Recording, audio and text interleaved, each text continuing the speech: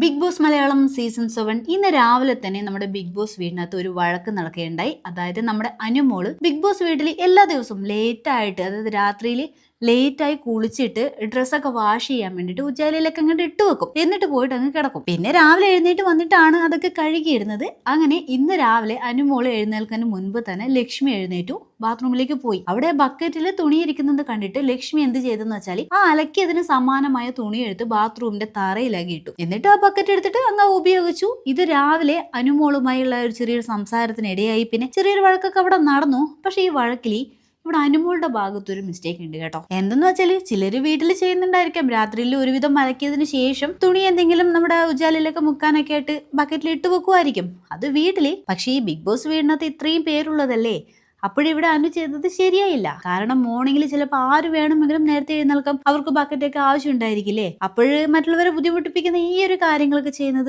അത്ര വലിയ തെറ്റൊന്നുമല്ല. പക്ഷെ എങ്കിലും മറ്റുള്ളവരെ നമ്മൾ ബുദ്ധിമുട്ടിക്കാൻ പാടില്ല കേട്ടോ, നമ്മുടെ കാര്യത്തിന് വേണ്ടിയിട്ട്. എന്നാലും ലക്ഷ്മി ഉണ്ടല്ലോ, സത്യത്തിൽ ഓവർ സ്മാർട്ടായിട്ട് ആ തുണി എടുത്തിട്ട് ബാത്റൂമിന്റെ ഫ്ലോറിൽ അങ്ങിട്ട് അത് തെറ്റാണ്. ഒന്നുകിൽ അത് ആരുടെ അടുത്തെങ്കിലും ചോദിക്കാം, ഇത് ആരുടെ തുണിയാണ്, അല്ലെങ്കിൽ ക്യാപ്റ്റനെ വിളിച്ചിട്ട് ഒന്ന് വാൺ ചെയ്യാനൊക്കെ പറയാം.